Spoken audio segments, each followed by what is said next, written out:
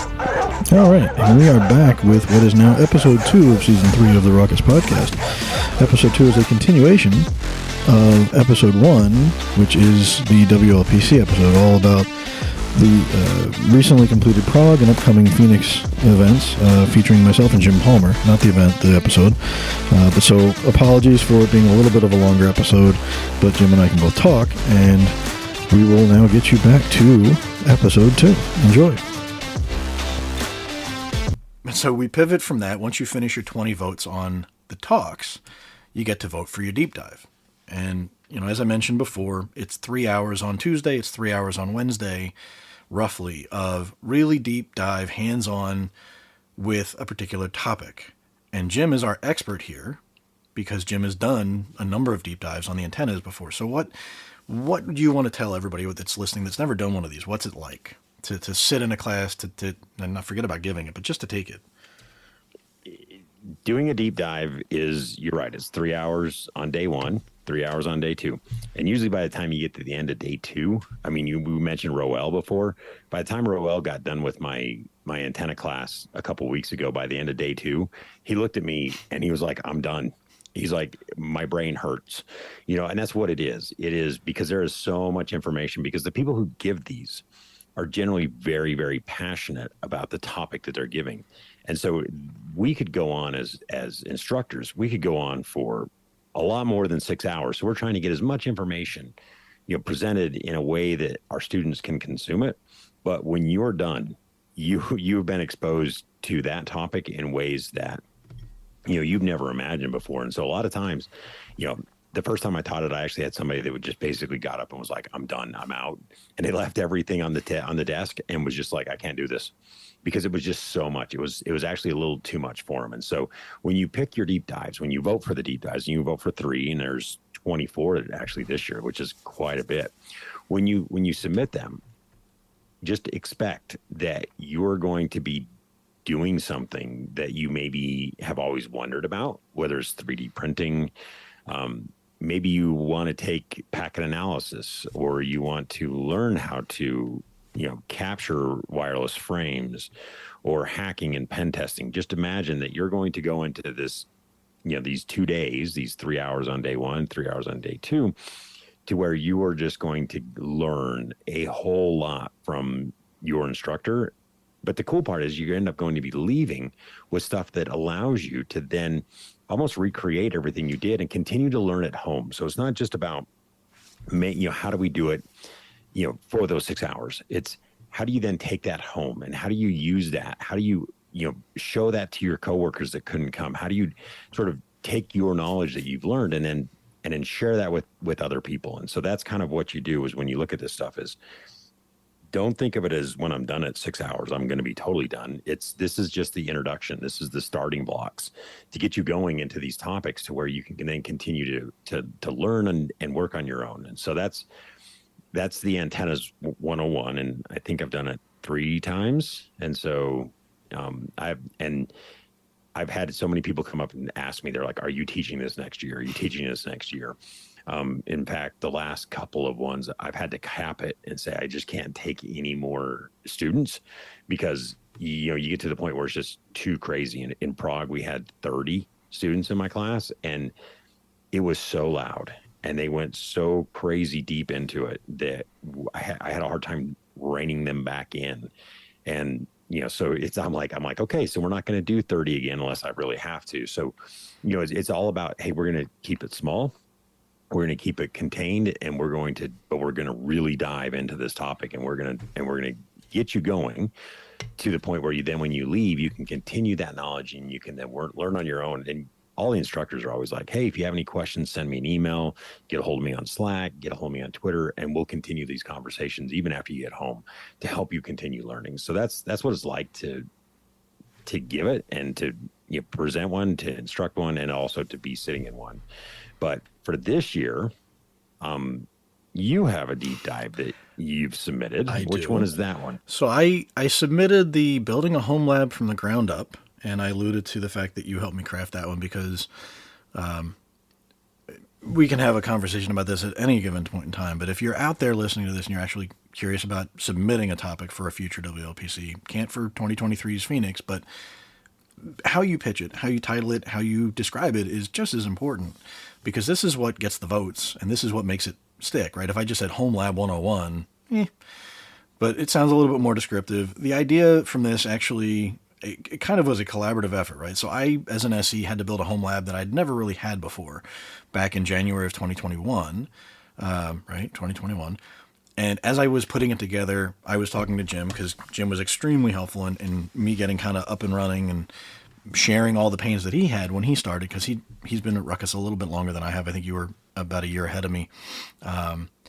And I had the luck of going the Nook route, virtualized ESXi, the whole 9 yards. And I think you were looking at replacing your existing lab gear that was sort of underwhelming, and spent as much time not on the Ruckus side, on the actual backbone of it, and kind of making it all come together, that the two of us, and I think it was officially, I'll give you credit, I believe it was your idea. You're like, I think this would be a really cool deep dive. And I'm like, you could be onto something. And so the beauty part of it is the idea that you'll get into this class, and this is something I wish that somebody had taught me like a decade ago, or maybe even longer. And that's what these are good for, right? Like, you get somebody who is isolated, who doesn't have any peers to lean on, or who has peers that aren't necessarily great at sharing information. And you come into this deep dive, and I promise, if you vote for mine, I'm assuming you don't know much, because don't worry, I'm right there with you. But I will work you through basically setting up a home lab that you can actually use when you get home. And the beauty part of this, and this is the nice side of the deep dives, every instructor has a budget to get equipment to execute that deep dive. And so in this one, I know Jim has a whole bunch of neat stuff to generate signals, and RF generators and antennas and bits and pieces. And I have some of them because I sat half of his class in February. And as he said, it's a really good time. He had the benefit last year of having some really interesting characters in his, which just added to the chaos. But it's the great interaction, and I'll circle back on that. But so for the deep dive for the lab, you'll actually be getting, if assuming no supply chain issues or anything like that, a MikroTik hex, and I believe a Net Tool IO, and a couple other useful bits and pieces, so that you can take it and go home and plug it in, and you've got a router that you can use, and you'll learn network segmentation, so that you can actually, if you want to, run home and test on the same network and not upset your children and spouse or whoever. So that's kind of the idea of it, was how do we make something that's a little bit kind of neat. We had cooked up a couple other ideas that we got really far along the path with and sounded really cool. But we started to figure out how would we deliver this to any number of students, and realized that some of these just weren't going to be practical the way we were imagining it, because it just wasn't there yet. But so I'm hopeful. I don't know how the voting is going yet, but and I just got an email from Keith about 10 talks, so that's a good sign. But anyways, sorry, I had pop up on my screen. So I'm optimistic to teach it. I've never actually submitted to do a deep dive before, so it is admittedly kind of intimidating, because like Jim said, you're in a room with some really smart people that are looking to you for the next 3 hours at a time to learn something new or better than they knew coming in. So we'll see how that flies. But there are others. We have a couple other Ruckus ones. There's a automation API deep dive, which Daryl is currently tasked with. We'll see if that gets voted in, and if he winds up being the instructor, that'll be kind of a hoot. IoT for all, which is, I think, it's a very hot topic, but that's Murad Baidani, I believe is how you pronounce it. And we have a nice IoT solution, and that was kind of the genesis of that, or the motivation for putting that out there. So I think that'll be pretty cool. If again, that makes the cut. And I think there's one or two LoRaWAN deep dives. And there's the ever-present WLAN Pi deep dive, which I think you leave with one of the new versions of the WLAN Pi. So there's a lot of different things depending on what you want to do. And, some of them I think are just pure, mostly like classroom lecture. If that's what you want to do, that's fine too. There's some on, I think, 5G. We've got some metrics, some packet capture. So there's a little bit of something for everybody. And again, if you vote for it, it may or may not make it in, but if there's enough interest, it will.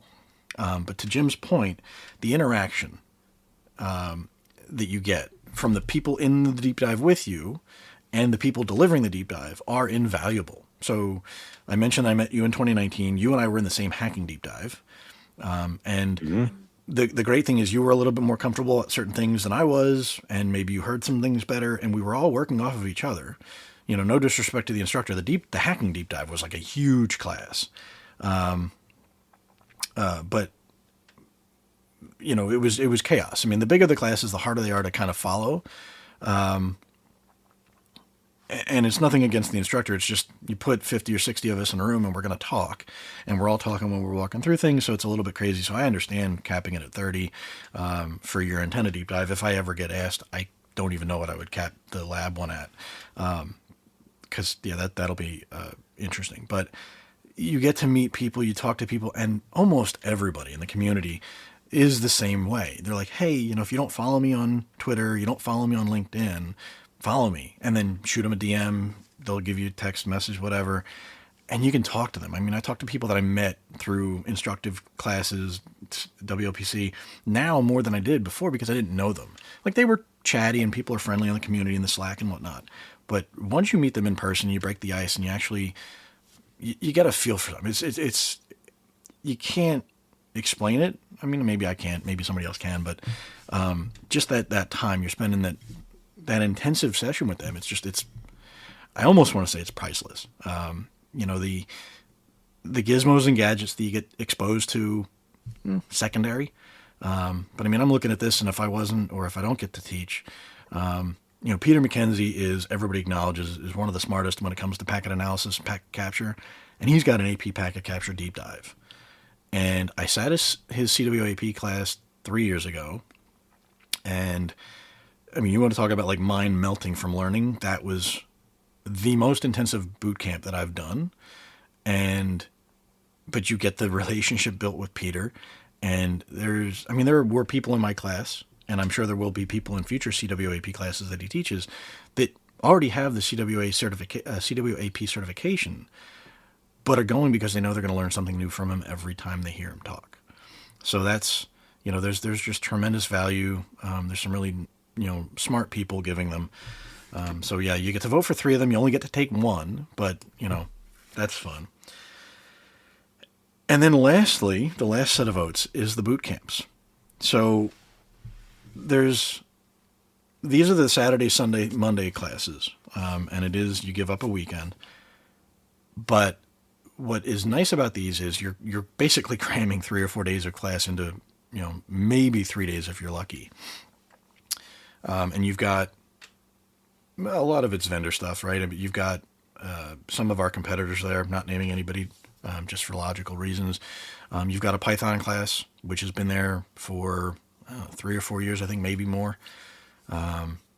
You've got some general Wi-Fi classes. You've got some, all the CWNP classes are basically there. And then our Ruckus Certified Wireless Wi-Fi Associate Bootcamp is on the list for the first time, to my knowledge, ever. If it's not ever, then it's the first time in a long, long time. And that's pretty cool. And, you have to go. It is an additional cost. The conference is one cost. This would be in addition to that. And the idea is, we will put myself in front of hopefully a few, a dozen or so people that want to learn about how to do Wi-Fi the Ruckus way. And who doesn't want to do Wi-Fi the Ruckus way, right? I certainly do. You do, right, Jim? Yeah. So that's the last thing you get to vote for. You get to vote for 3. You'll only get to attend 1 if that's something you want to attend. But it is a recurring theme here. I would love to see anybody listening attend my boot camp. I would love to be able to deliver the boot camp, all votes and registration dependent, but the added neatness of a boot camp is you get extra time in Phoenix or Prague or wherever the particular WLPC is. And you're getting, instead of with 300 people, the breakdown usually, I think the last time, Phoenix it was nearly half of the people that were there for the conference were also there for a boot camp. But think about that. I mean, that's still a lot of people. You got 120, 150 maybe people. But there's still 150 people that aren't there yet. And I can tell you from experience, having done 2 prior boot camps, you're getting time with some really nice, smart people that you might not get. Or more to a point, you won't get easily when the main conference arrives, when the people start showing up on Monday. You can talk to people, but stealing, 10 minutes from Peter McKenzie at the end of class is a lot easier to do during a boot camp than it is during the main conference. And that's not because Peter, I'm not picking on Peter, but that's not because he's not accommodating. That's because you've got double the people there that want to talk to Peter, or anybody for that matter. So I think the boot camp experience, whether you come to the Ruckus one or not, if you have a chance to do a boot camp once, even once, I think it's really it's a really good thing to take part of. And I know, Jim, we've both done them. I don't think you're in one this year unless you want to come and join me and hang out, which would be pretty cool. But yeah, I'm not even going to hype any of the other ones. There's, like I said, there's some good ones. They're all in the survey. But we'll see. Yeah, and the other fun thing about boot camps is it's not just the people teaching and taking the boot camps that are there early. Sometimes there'll be other people that come in early, and so at the end of your boot camp day, you go to dinner and you're like, oh, I didn't realize you were in town yet, and so there's other people that I usually show up a day or two early, and so it's one of those things where even though I'm not taking a class, I'm not teaching a class, I'm still there early. And then you get to hang, then it's like, oh man, I didn't realize you were here. I want to ask you a question, because you're right. Not having the full conference there and all the events and everything else that's going on, it's a lot easier because what you're looking at, is not just the things that you vote on. And you alluded to it earlier. There's all these other things that happen after everybody gets in. Registration, there's usually an open bar. We were talking in Prague about doing something a little different. With registration next year. I'm not going to spill the beans on that just yet, but we're talking about changing some things up at registration. But this past February, there was a band, a cash bar, some food trucks. We all sat around and socialized until way too late. And then, each night, of day 1 and day 2, you have vendor sessions where you can get food. I mean, I've gone to WLPC and I've spent out of pocket, other than my plane ticket, I've spent like $10 out of pocket. And so if that's alludes to the fact that it's kind of an all-inclusive thing. If you go to the vendor events, if you do this, if you do that, you can basically, once you're there, you're covered. And so we're also planning to do a Ruckus vendor session on one of the nights where I've done some rather outlandish things that have, your AP is going to be due for a refresh. Yeah, we're not doing that again. So if you missed it, you missed it.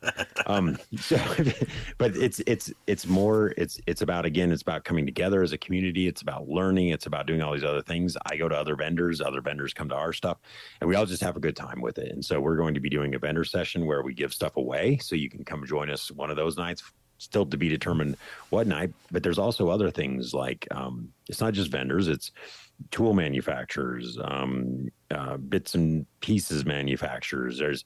They also do a pub quiz night where everybody gets together and you do a big pub quiz. There's a Lego building competition. So it's really about building the community and coming together to not as a vendor. We do our vendor thing, but after that, it's not about Jim the Ruckus guy or John the Ruckus guy. It's about Jim the Wi-Fi guy and John the Ruckus guy or Wi-Fi guy and Cheryl the Wi-Fi girl and JJ the security woman, and it's not about who you work for, who you represent. It's all about the technology. And so it's an event, continuing education event, unlike anything that anybody's ever done. And so, again, it's one of those things where we can talk about it. We could talk about it for another hour. Sure. It will never actually fully explain what it's like to go to a WLPC event where you see people that maybe you saw, at a big vendor conference giving the keynote, and then that person's just wandering around, and you can go up and chat to them, or people that you see online, you see on Twitter, I remember my very first WLPC, I was standing behind UC Kivanimi, when he was with Ekahau, and I was like, I'm standing behind Yusi Kibanimi in line to check in, and he gave me his chocolate chip cookie, and I was like, this is the best thing ever. I was like, this is what it's like. This is what normal people feel like when they they meet they're the famous rock stars and movie stars and stuff, and I'm like Yusi Kibanimi gave me his chocolate chip cookie, and so it's we can, like I said, we can talk about it for an hour, but until you've actually experienced it, it's really hard to understand what it's like. It is a career changer. It is a, life-changing event. And so if you have the opportunity, go. Yep, totally agree. No questions asked. There are people that will pay for this event out of their own pocket. Yes. Where they're like, I will take PTO, I will dip into my savings, and I will go to WLPC because I love Wi-Fi, I love networking, and this is the place to be. So yeah, I mean, for me, I don't think it's hyperbolic to even say, like, this is my favorite conference. Yes.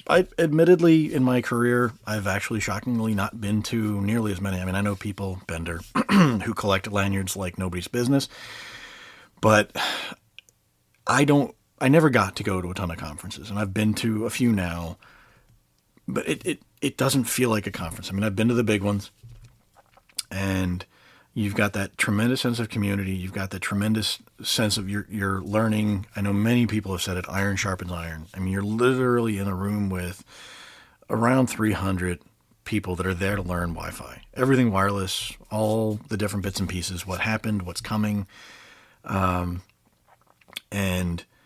And it's a good mix too, right? You've got, like I mentioned before, you've got some people that have been doing this for years and years and years, who have been giving talks and doing presentations and classes and whatnot, who are incredibly smart and incredibly generous in terms of giving their time and willing to have a good conversation with you about anything you have. And you've got the newbies who, I'm not that far removed from it, where you come in here and, I mean, like you said, I came to my first in 2017. I was very intimidated. I was like, oh God, I have no business being here.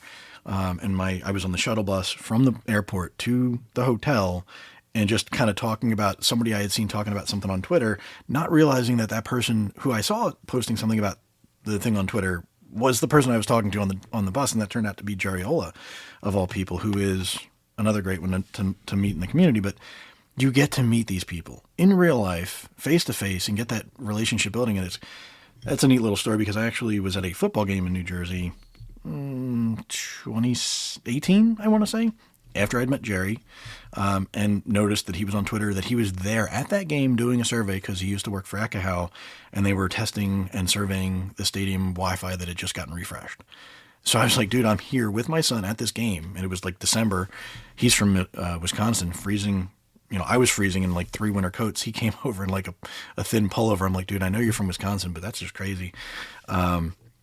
But you build these relationships, and you've got these things that you said life-changing. I mean, I know people that have gotten jobs because of relationships they made and contacts they made and networking they did from WLPC. Not just the learning, but like you get jobs, you advance in your career, you become, I mean, it's hyperbolic, but you become a better engineer. I mean, iron does sharpen iron, and the conversations that you overhear in these hallways and that take place are, I almost want to say, legendary. There's certainly inside jokes within the community. I mean, you've got things like ghost frames and, the old 2.4 is dead, long live 2.4. I think it was 2019, maybe. You might remember this one.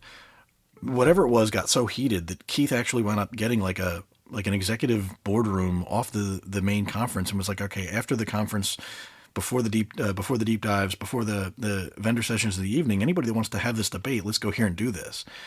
I didn't go to it, but I know that people did. And it was no evil, no malintent, nothing like that.